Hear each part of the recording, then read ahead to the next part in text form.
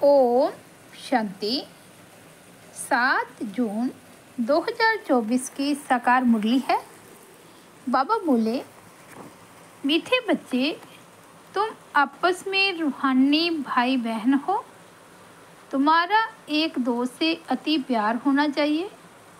तुम प्रेम से भरपूर गंगा बनो, कभी भी लड़ना झगड़ना नहीं। प्रश्न है, रूहानी बाप को कौन से बच्चे बहुत प्यारे लगते हैं? उत्तर है, जो श्रीमत पर सारे विश्व का कल्याण कर रहे हैं, जो फूल बने हैं, कभी भी किसी को कांटा नहीं लगाते, आपस में बहुत बहुत प्यार से रहते हैं, कभी रूठते नहीं। ऐसे बच्चे बाप को बहुत बहुत प्यारे लगते हैं। जो देह अभिमान में आकर आपस में लड़ते हैं, लून पानी होते हैं, वे बाप की इज्जत गवाते हैं, वे बाप की निंदा कराने वाले निंदक हैं। ओम शांति।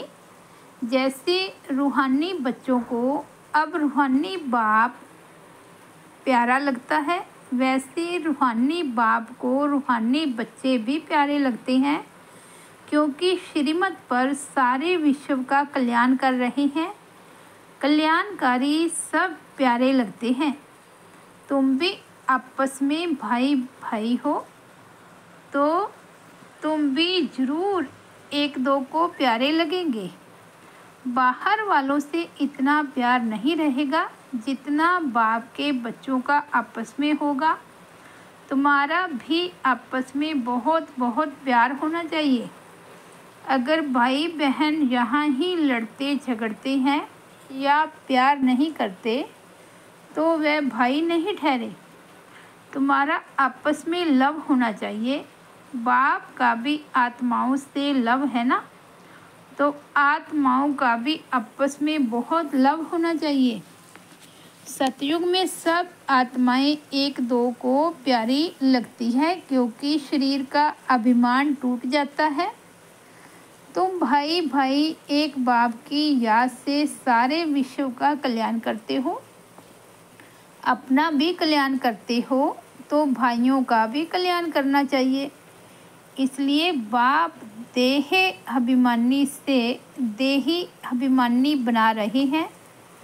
वो लौकिक भाई भाई तो आपस में धन के लिए, हिस्से के लिए लड़ पड़ते हैं। यहाँ लड़ने झगड़ने की बात नहीं। हर एक को डायरेक्ट कनेक्शन रखना पड़ता है। ये है बेहद की बात।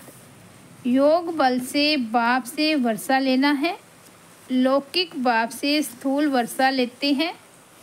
यह तो है रूहानी बाप से रूहानी बच्चों को रूहानी वर्षा। हर एक को डायरेक्ट बाप से वर्षा लेना है। जितना जितना इंडिविजुअल बाप को याद करेंगे, उतना वर्षा मिलेगा। बाप देखेंगे आपस में लड़ते हैं, तो बाप कहेंगे, तुम निधन के हो क्या? रूहानी भाई भाई को झगड़ना नहीं चाहिए। अगर भाई भाई होकर आपस में लड़ते झगड़ते हैं, प्यार नहीं, तो जैसे रावण के बन जाते हैं। वे सब आसुरी संतान ठहरे। फिर दैवी संतान और आसुरी संतान में जैसे कि फर्क नहीं रहता, क्योंकि देह अभिमानी बनकर ही लड़ते हैं। आत्मा आत्मा से लड़ती नहीं है। इसलिए बाप कहते हैं, मीठे मीठे बच्चे, आपस में लून पानी नहीं होना। होते हैं तब समझाया जाता है। फिर बाप कहेंगे, यह तो देह अभिमानी बच्चे हैं, रावण के बच्चे हैं, हमारे तो नहीं है, क्योंकि आपस में लून पानी होकर रहते हैं। तुम 21 जन्म क्षीर खंड होकर रहते हो। इस समय देही अभिमानी बन रहना है। अगर आपस में नहीं बनती है, तो उस समय के लिए रावण संप्रदाय समझना चाहिए। आपस में लून पानी होने से बाप की इज्जत गवाएंगे। भल ईश्वरीय संतान कहते हैं, परंतु आसरी गुण है तो जैसे देह अभिमानी है, देही अभिमानी में ईश्वरीय गुण होते हैं। यहाँ तुम ईश्वरीय गुण धारण करेंगे तब ही बाप साथ में ले जाएंगे, फिर वही संस्कार साथ में जाएंगे। बाप को मालूम पड़ता है कि बच्चे देह अभिमान में आकर लून पानी हो रहते हैं, वे ईश्वरीय बच्चे कहला न सके। कितना अपने को घाटा डालते हैं, माया के वश हो जाते हैं, आपस में लून पानी हो जाते हैं। यूँ तो सारी दुनिया ही लून पानी है, लेकिन अगर ईश्वरीय संतान भी लून पानी हो तो बाकी फ़र्क क्या रहा। वे तो बाप की निंदा कराते हैं। बाप की निंदा कराने वाले लून पानी होने वाले ठोर पा न सके, उनको नास्तिक भी कह सकते हैं। आस्तिक होने वाले बच्चे कभी लड़ नहीं सकते। तुम्हें आपस में लड़ना नहीं है, प्रेम से रहना यहाँ ही सीखना है। जो फिर 21 जन्म आपस में प्रेम रहेगा। बाप के बच्चे कहलाकर फिर भाई भाई नहीं बनते तो वह आसरी संतान ठहरे। बाप बच्चों को समझाने के लिए मुरली चलाते हैं, लेकिन देह अभिमान के कारण उनको यह भी मालूम नहीं पड़ता कि बाबा हमारे लिए कह रहे हैं। माया बड़ी तीखी है, जैसे चूहा काटता है, जो मालूम ही नहीं पड़ता है। माया भी बड़ी मीठी मीठी फूंक दे और काट लेती है, पता ही नहीं पड़ता है। आपस में रूसना आदि आसरी संप्रदाय का काम है। बहुत सेंटर्स में लून पानी होकर रहते हैं। अभी कोई परफेक्ट तो बने नहीं है। माया वार करती रहती है। माया ऐसा माथा मोड़ लेती है जो पता नहीं पड़ता। अपने दिल से पूछना है कि हमारा आपस में प्रेम है व नहीं। प्रेम के सागर के बच्चे हो तो प्रेम से भरपूर गंगा बनना चाहिए। लड़ना झगड़ना उल्टा सुल्टा बोलना, इससे न बोलना अच्छा है। Hear no evil. अगर किसी में क्रोध का अंश है तो वह लव नहीं रहता है। इसलिए बाबा कहते हैं, रोज अपना पोता मेल निकालो। आसरी चलन सुधरती नहीं तो फिर नतीजा क्या निकलता है, क्या पद पाएंगे। बाप समझाते हैं, कोई सर्विस नहीं करेंगे तो फिर क्या हालत हो जाएगी, पद कम हो जाएगा। साक्षात्कार तो सबको होना ही है। तुमको भी अपनी पढ़ाई का साक्षात्कार होता है। साक्षात्कार होने के बाद ही फिर तुम ट्रांसफ़र होते हो। ट्रांसफ़र होकर तुम नई दुनिया में आ जाएंगे। पिछाड़ी में सब साक्षात्कार होगा, कौन कौन किस मार्क्स से पास हुआ है। फिर रोएंगे पीटेंगे, सजाएं भी खाएंगे, पछताएंगे बाबा का कहना नहीं माना। बाबा ने तो बार बार समझाया है, कोई आसरी गुण नहीं होना चाहिए। जिनमें दैवी गुण है उनको ऐसा आप समान बनाना चाहिए। बाप को याद करना तो बहुत सहज है। अलफ और बे। अलफ माना बाप, बे बादशाही। तो बच्चों को नशा रहना चाहिए। अगर आपस में लून पानी होंगे तो फिर ईश्वरीय औलाद कैसे समझेंगे। बाबा समझेंगे ये आसरी औलाद है, माया ने इसे नाक से पकड़ लिया है। उनको पता ही नहीं पड़ता है। सारी अवस्था डामाडोल, पद कम हो पड़ता है। तुम बच्चों को उन्हें प्रेम से सिखाने की कोशिश करनी चाहिए। प्रेम की दृष्टि रहनी चाहिए। बाप प्रेम का सागर है तो बच्चों को भी खींचते हैं ना, तो तुमको भी प्रेम का सागर बनना है। बाप बच्चों को बहुत प्यार से समझाते हैं, अच्छी मत देते हैं। ईश्वरीय मत मिलने से तुम फूल बन जाते हो। सब गुण तुमको देते हैं। देवताओं में प्यार है ना, तो वह अवस्था तुम्हें यहाँ जमानी है। इस समय तुमको नॉलेज है, फिर देवता बन गए तो नॉलेज नहीं रहेगी। यहाँ देवी प्यार ही रहता है। तो बच्चों को अब दैवी गुण भी धारण करने हैं। अभी तुम पूज्य बनने के लिए पुरुषार्थ कर रहे हो, अभी संगम पर हो।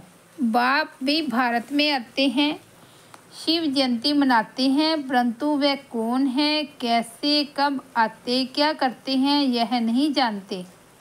तुम बच्चे भी अभी नंबरवार पुरुषार्थ अनुसार जानते हो।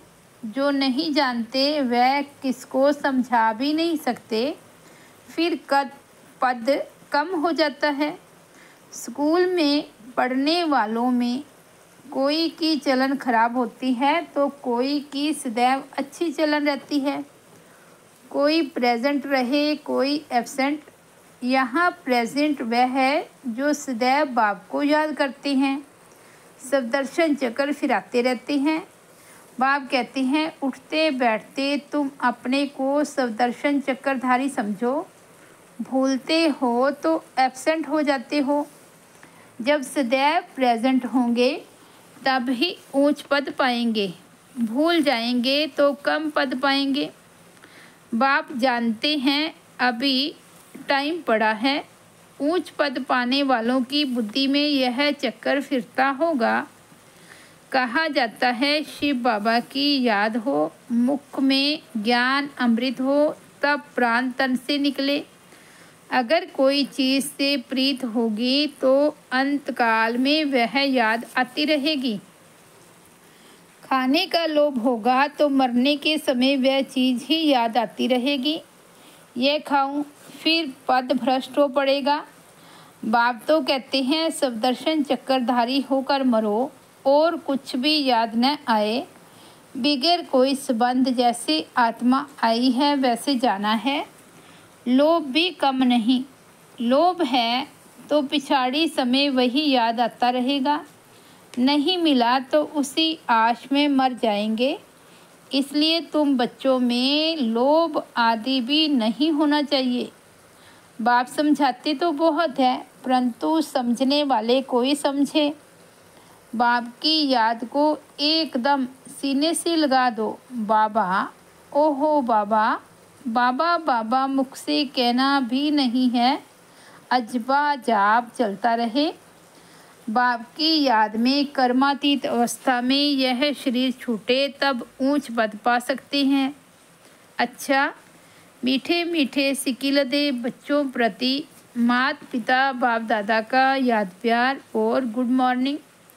रूहानी बाप की रूहानी बच्चों को नमस्ते। हम रूहानी बच्चों की रूहानी बाप दादा को याद प्यार, गुड मॉर्निंग और नमस्ते। धारणा के लिए मुख्य सार, फर्स्ट पॉइंट है प्रेम से भरपूर गंगा बनना है। सबके प्रति प्रेम की दृष्टि रखनी है। कभी भी मुख से उल्टे बोल नहीं बोलने हैं।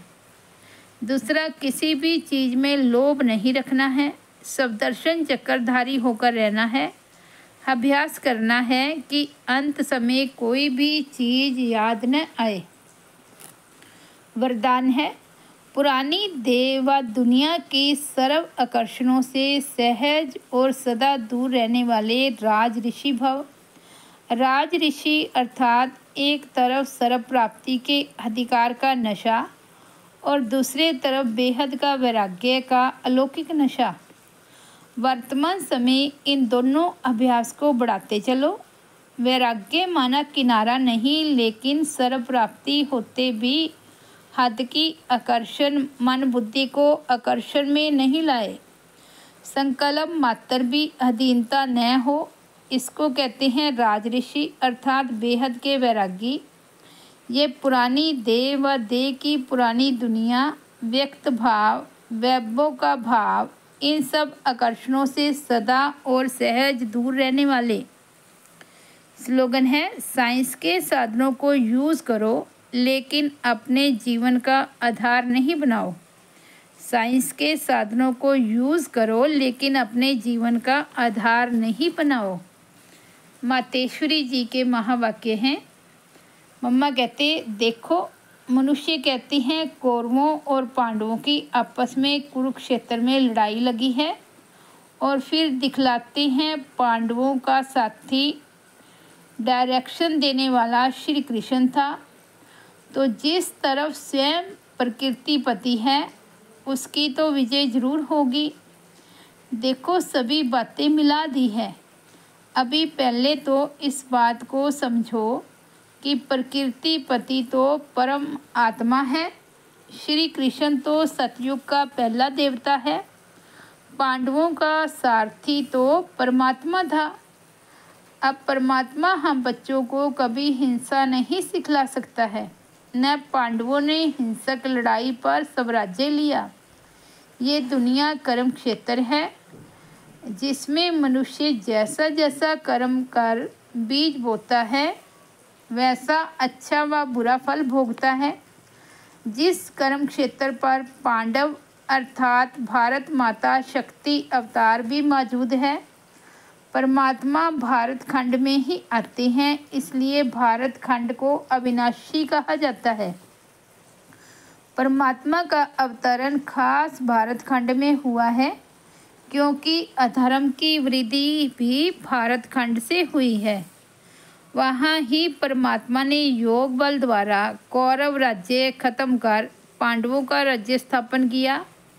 तो परमात्मा ने एक आदि सनातन धर्म स्थापन किया, परंतु भारतवासी अपने महान पवित्र धर्म और श्रेष्ठ कर्म को भूल अपने को हिंदू कहलाते हैं। बेचारे अपने धर्म को न जान औरों के धर्म में जुट गए हैं। तो यह बेहद का ज्ञान बेहद का मालिक खुद ही बताता है। यह तो अपने सब धर्म को भूल हद में फंस गए हैं, जिसको कहा जाता है अति धर्मग्लानि, क्योंकि यह सब प्रकृति के धर्म हैं। परंतु पहले चाहिए सब धर्म। तो हर एक का सब धर्म है कि मैं आत्मा शांत स्वरूप हूँ। फिर अपनी प्रकृति का धर्म है देवता धर्म। यह 33 करोड़ भारतवासी देवताएं हैं। तभी तो परमात्मा कहता है अनेक देह के धर्मों का त्याग करो, सर्वधर्मानि प्रत्यज्य। इस हद के धर्मों में इतना आंदोलन हो गया है, तो अब इन हद के धर्मों से निकल बेहद में जाना है। उस बेहद के बाप सर्वशक्तिमान परमात्मा के साथ योग लगाना है। तो सर्वशक्तिमान प्रकृतिपति परमात्मा है, न कि श्री कृष्ण। तो कल पहले भी जिस तरह साक्षात प्रकृतिपति परमात्मा थे, उनकी विजय गाई हुई है। अच्छा, ओम शांति। तो ये थे मम्मा के अनमोल महावाक्य और 7 जून की मुरली है। बाबा ने कहा महावाक्य है, मीठे बच्चे तुम आपस में रूहानी भाई भाई हो। तुम्हारा एक दो से अति प्यार होना चाहिए। तुम प्रेम से भरपूर गंगा बनो। कभी भी लड़ना झगड़ना नहीं है। अच्छा, ओम शांति।